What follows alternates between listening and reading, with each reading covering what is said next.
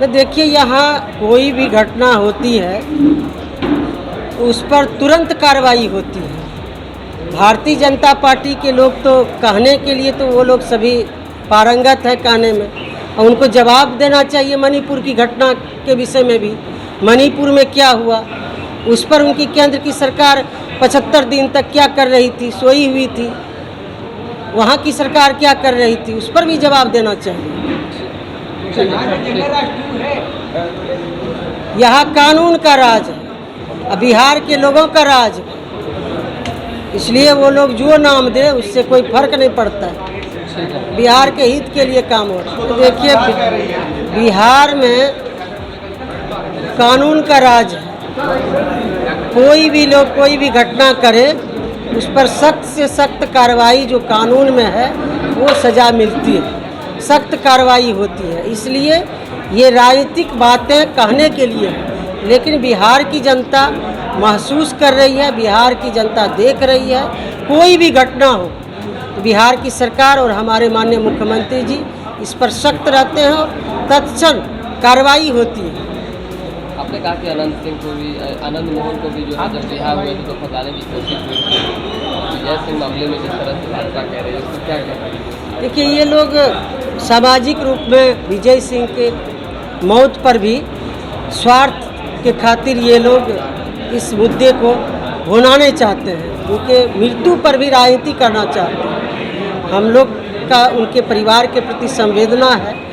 हमने एक प्रसंग में कहा कि विजय सिंह ही नहीं, ये कई घटना है जो सामाजिक रूप में वो लोग चाहते हैं कि इसका राजनीतिक फायदा हो। आनंद मोहन जी उनको रिहाई मिली, विधि सम्मत था, उस पर ये लोग हाय तो वह मचाए।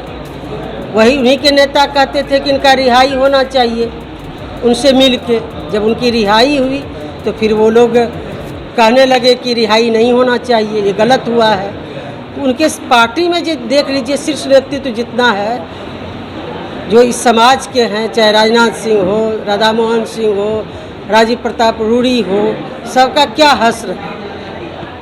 तो किस बात को लेकर वो लोग इस तरह का राजनीति करते हैं, सामाजिक रूप में भुनाने का काम करते हैं। तो मणिपुर भी तो भेजना चाहिए उन लोगों को। मणिपुर में जो देश को शर्मसार करने वाली घटना घटी है, जो महिलाओं के साथ, उससे आगे और कुछ हो ही नहीं सकता है।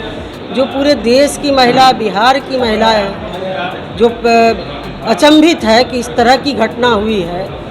महिलाओं को झकझोर देने वाली ये घटना है, इतना विभत्स घटना है मणिपुर में। केंद्र की सरकार जो है दम्भ भरती है कि बेटी बचाओ बेटी पढ़ाओ। किस बात को लेकर वो लोग ये नारा देते हैं जहां महिलाएं सुरक्षित नहीं हैं। 75 दिन से वहां मणिपुर जल रहा था, केंद्र की सरकार ने संज्ञान नहीं ली। केंद्र के जो सरकार है, भारतीय जनता पार्टी के नेता हैं, मौन व्रत धारण किए थे प्रधानमंत्री उनका। मणिपुर जल रहा था लेकिन कोई संज्ञान नहीं लिए। जब वहाँ की सरकार सक्षम नहीं थी शांति बहाल करने के लिए, तो केंद्र की सरकार को पहल करनी चाहिए थी, शांति बहाल करनी चाहिए थी। लेकिन जब इस तरह की घटना का इंतजार कर रहे थे प्रधानमंत्री जी, इस तरह की घटना महिलाओं के साथ होगा, तब प्रधानमंत्री जी का मौन व्रत टूटेगा। ये किस बात को लेकर वो लोग इस तरह के महिलाओं को सुरक्षा की लेकर बात करते हैं। महिलाएं, अभी आप जो प्रश्न है कि लाठीचार्ज की गई, तो ये तो राजनीतिक आंदोलन लोग करते हैं। वो तो शासन प्रशासन के लोग प्रशासनिक व्यवस्था बहाल करने के लिए कुछ अपना हो सकता है किए होंगे बल प्रयोग, लेकिन सरकार का इसमें कहीं से कोई लेना देना नहीं है। जो पॉलिटिकल पार्टी है बिहार में अपना शांतिपूर्ण तरीके से आंदोलन करती है तो सरकार को क्या आपत्ति है। लेकिन ये तो वो लोग जितनी भी संस्था है भारत की सरकार का, चाहे जांच एजेंसी हो, आयोग हो, सबका दुरुपयोग करती है, उसी का वो लोग दुरुपयोग कर रहे हैं। इंडिया जो गठबंधन बना है उसके ऊपर अब सवाल खड़े हो रहे हैं। बीजेपी कह रही है कि ईस्ट इंडिया कंपनी भी आई थी, उसमें भी इंडिया था, एक वैदिन करके कोई है उसमें भी इंडिया था, तो सवाल खड़े हो रहे हैं। अब तो वही तो बात है, इंडिया के नाम से इन लोगों को आपत्ति है, इतनी जलन है। तो इंडिया से तो सबको प्रेम है, तो नाम तो कोई भी रख सकता है जिनको जो अच्छा लगे।